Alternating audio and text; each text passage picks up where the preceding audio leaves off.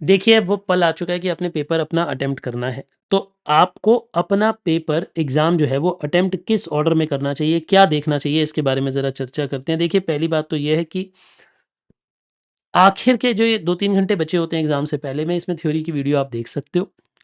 बहुत ज़्यादा ओवरथिंक करने की ज़रूरत नहीं है। जो फ़ॉर्मूला शीट्स पढ़ी हुई हैं आपने, उन्हें आप रिव्यू कर सकते हो, मेरे नोट्स आप पढ़ सकते हो, एक बारी फ़ॉर्मूलाज़ पढ़ सकते हो। एग्ज़ाम के टाइम पे क्या करना है, मैं ये बताना चाहता हूँ आपको मेनली। देखिए, एग्ज़ाम के टाइम पे आपको जो पहले 15 मिनट मिलते हैं, हम इस तरीके से ब्रेक करते हैं कि पहले 15 मिनट में आपने क्या करना है, फिर क्या करना है, फिर क्या करना है। अब बहुत सारे बच्चे पूछते हैं कि सर हम पहले एफएम करें, पहले एसएम करें। मुझे ऐसा लगता है कि पहले एफएम होनी चाहिए। क्यों? क्योंकि एफएम थोड़ी-सी बड़ी होती है। अगर आप एसएम करोगे ना शुरू में धीरे-धीरे करोगे तो पता चला आपका पेपर ही पूरा नहीं हुआ। तो मुझे उस बात से डर लगता है और मेरा तो एडवाइस ये होती है कि पहले 15 मिनट यूज़ भी एफएम के एग्ज़ाम के लिए ही करो। पहले 15 मिनट यूज़ भी एफएम के एग्ज़ाम के लिए ही करो। यानी आप एक बात समझिए, आपने पहले एमसीक्यू नहीं पढ़ने, पहले क्वेश्चन नंबर 1 नहीं पढ़ना। ये पहले मत पढ़ो इन 15 मिनट में। इसके आगे वाले जो क्वेश्चन हैं, जैसे question number 2, question number 3, question number 4 उन्हें पढ़ लो। उनमें से आपको जो 2 क्वेश्चन बेस्ट तरीके से आते हैं, जो आपने अटेम्प्ट करने हैं, क्योंकि चॉइस में एक छोड़ना भी तो होगा ना आपको।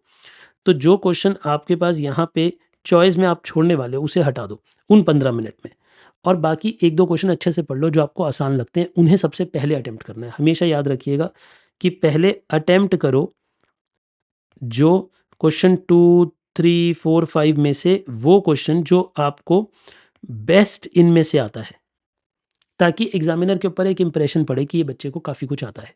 ठीक है जी? यानी ये 2 क्वेश्चन यहाँ पे कर लिया आपने। उसके बाद मेरे हिसाब से आपको एमसीक्यू पे जाना चाहिए और उसके बाद क्वेश्चन नंबर 1 जो कंपल्सरी है। देखो याद रखना क्वेश्चन नंबर 1 में आईसीएआई हमेशा गड़बड़ करता है, जितने मार्क्स का होता है उससे ज़्यादा बड़े क्वेश्चन देता है और इसमें बच्चा फँस जाता है और पूरा पेपर खराब कर लेता है। इसलिए इसे लेटर स्टेज पे करना चाहिए। उसके बाद कुछ बचा हो, कोई रिमेनिंग अगर क्वेश्चन आपका रह गया हो तो वो आप अटेम्प्ट करिए। देखिए, मेरा ये मानना है कि टारगेट यही होना चाहिए कि 1 एंड अ हाफ आवर में कंप्लीट हो जाए आपका एफएम, क्योंकि आप उसे 15 मिनट पहले वाले भी एफएम को दे रहे हैं, तो एक तरीके से 1 घंटा 15 मिनट दे रहे हैं, इसमें आप रीडिंग तो कर ही रहे हैं ना क्वेश्चंस की। तो अ, बोलिए ये बातें आपको समझे मैंने क्या कहा? और आपको फ़ास्ट लिखना होगा, यानी आपको पहले ही पेपर को फ़ास्ट स्पीड में करना होगा। यानी पहले मिनट से ही पेपर फ़ास्ट करना है। आप ये समझ लीजिए पेपर पूरा नहीं होने वाला, अगर आपने फ़ास्ट नहीं लिखा तो। ठीक है जी? एंड डोंट वेस्ट टाइम, और अपना टाइम वेस्ट नहीं करना ऑन अ ब्लॉक्ड क्वेश्चन। मतलब कभी-कभी क्या होता है कि क्वेश्चन ब्लॉक हो जाता है, आपके माइंड ब्रेक हो जाता है, आपको समझ ही नहीं आ रहा होता क्या करना है, तो उस क्वेश्चन को छोड़ दो, उतनी जगह छोड़ दो। ठीक है जी? और ऑल सब पार्ट्स एट सेम प्लेस। यानी इसका ये मतलब है कि जैसे एग्ज़ाम्पल लो, अगर मैंने क्वेश्चन नंबर 3 स्टार्ट किया, तो क्वेश्चन नंबर 3 का अगर ए किया, तो क्वेश्चन नंबर 3 का बी भी वहीं करो। अगर 3 का ए कर रहा है, तो बी भी वहीं करो। ऐसा नहीं हो कि ए कहीं कर दिया, बी कहीं कर दिया, ऐसा मुझे सही नहीं लगता, एग्ज़ामिनर को भी सही नहीं लगता, चेक करना बहुत डिफ़िकल्ट हो जाता है। बोलिए ये बात, जैसे ऐसा कर सकते हो कि क्वेश्चन 3 के बाद 5 कर दिया, 5 के बाद 1 कर दिया, ऑर्डर ऊपर-नीचे कर सकते हो, लेकिन जब एक क्वेश्चन अटेम्प्ट कर रहे हो, तो उसके सारे पार्ट्स वहीं पे होने चाहिए।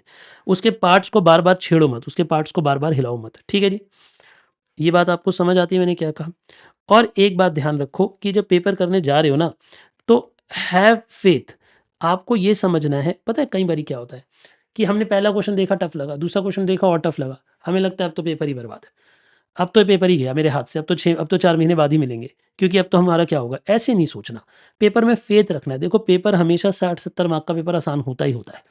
वो आपको खोजना आना चाहिए कि कौन सा आसान है, उसे पहले करूं और भारी क्वेश्चनों के चक्कर में ना फंसूं। यहीं पे फंस जाता है बच्चा।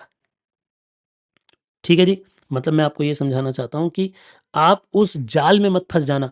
जाल ये है कि आपको ये लगने लगता है कि पूरा पेपर टफ़ है, पूरा नहीं है। आपको पहले आसान-आसान क्वेश्चन खोज-खोज के सॉल्व करने आने चाहिए। तो हैव फेथ, हैव पेशेंस, पूरा पेपर अटेम्प्ट करके आना है।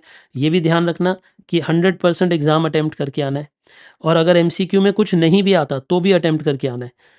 मतलब एबीसीडी में से कुछ तो मार्क करके आना ही आना। क्यों? क्योंकि मार्क्स तो मिलेंगे, अगर नहीं हुए, सही नहीं भी हो तो नेगेटिव मार्किंग तो है नहीं।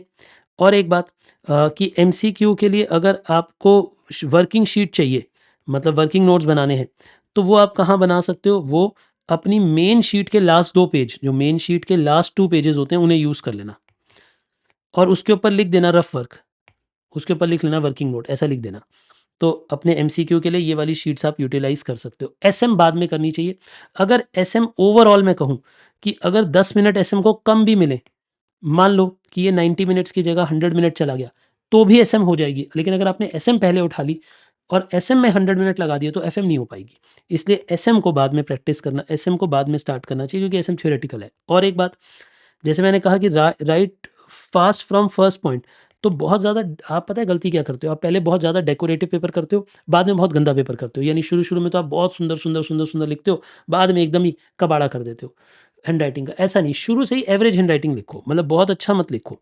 शुरू से ही एवरेज राइटिंग लिखो, मतलब बहुत सुंदर बनाने की कोई ज़रूरत नहीं है। आपको नहीं खींचनी पेंसिल से लाइनें, आपने पेन से खींचनी है, डायरेक्टली खींचनी है, खींचो, कोई दिक्कत नहीं है। आप दिक्कत नहीं है उसमें, बिल्कुल ठीक है वो। मार्क्स मिलते हैं, कोई आपकी सुंदरता के मार्क्स नहीं दे रहा वो एग्ज़ाम में, आपकी नॉलेज के ऊपर मार्क्स दे रहा है, इस बात को ध्यान रखना। और फिर से मैं बताऊँ, पेपर टफ़ आता है, पेपर कॉम्प्लेक्स आता है। आप सीए का पेपर देने जा रहे हो, बीकॉम का पेपर देने नहीं जा रहे, जहाँ पुराने वाले क्वेश्चन रिपीट हो जाएँगे, ऐसा नहीं होगा। लेकिन आपको फ़ेथ रख के क्वेश्चन करना है कि कुछ भी हो जाए, 60, 70, 80% पेपर तो आसान होगा ही, उतना मैं बहुत अच्छे से करके आऊँगा और फिर बाकी का बोनस है। मतलब अपने ऊपर ना फ़ेथ रख के जाना है कि पास तो मैं हो रहा हूँ, और उस हिसाब से पेपर करना स्टार्ट करो। तो उससे क्या होता है, मेंटली एंग्जायटी कम रहती है। आपके साथ कई बार ऐसा होता है कि क्वेश्चन पेपर में आप बैठे हो, एग्जाम हॉल में बैठे हो, वहाँ आपसे क्वेश्चन नहीं सॉल्व हो रहा, घर आके सॉल्व हो गया, क्योंकि वो वहाँ एंग्जायटी बहुत ज़्यादा होती है। तो उस एंग्जायटी पे कंट्रोल करना सीखना है, अगर सीख लिया तो सब बढ़िया हो जाएगा। अच्छे से पेपर दीजिए। मिलेंगे इसके बाद हम पेपरों के बाद आप लोगों के साथ, क्योंकि मुझे पता है अभी तो आपका इस बारी ऑडिट का पेपर लेट है, तो आप पहले ऑडिट का पेपर देना। उसके बाद मैं आपके हेलो सीए के एपिसोड्स भी करूँगा, आपके साथ बहुत सारी बातें करूँगा, एग्ज़ाम के बाद क्या करना चाहिए, क्या नहीं करना चाहिए, वो सब भी ज़रूर गाइड करूँगा। जाते-जाते एक बात ज़रूर बताना चाहूँगा, एग्ज़ाम्स के बाद डिटेल में डिस्कस करेंगे। हमने एक नई वेबसाइट ऑन की है, ऑनलाइन फाइनेंस स्कूल। इस वेबसाइट पे हम बहुत सारे आपके फाइनेंस रिलेटेड कोर्सेज़ लेकर आने वाले हैं। कुछ कोर्सेज़ हम ले भी आए हैं, जैसे कि अगर आप देखेंगे तो हमारी वेबसाइट पे एनआईएसएम के कोर्सेज़ ऑलरेडी लाइव हैं और डिस्काउंटेड हैं। हाईली डिस्काउंटेड है, 30% डिस्काउंट चल रहा है। आप इसे ज़रूर, ज़रूर, ज़रूर टेक अप कर सकते हैं अगर आप चाहें। एग्ज़ाम के बाद इसके बारे में डिटेल में चर्चा करेंगे, किसे करना चाहिए, किसे नहीं करना चाहिए, ये कोर्सेज़ किन के लिए बनाए हैं, ये कोर्सेज़ किस पॉइंट ऑफ व्यू से हैं, आपको क्यों करने चाहिए, वो सब कुछ क्लास के बाद हम हेलो सीए वाले एपिसोड में डिस्कस करेंगे, जब हम आपका ऑडिट का एग्ज़ाम हो जाएगा। ऑलराइट, अभी अगले 1.5-2 दिन, मतलब ऑडिट के एग्ज़ाम तक, आप सिर्फ अपने सीए पे फोकस करिए। इसके बाद इस वेबसाइट और इसके बारे में, कोर्सेज़ के बारे में हम आपसे चर्चा करनी स्टार्ट कर देंगे। Alright, all the best. अच्छे से पेपर देना, हम सबको प्राउड फील कराना, प्रेशर मत लो, स्ट्रेस मत लो, बढ़िया पेपर देकर आओगे तो बहुत अच्छा होगा।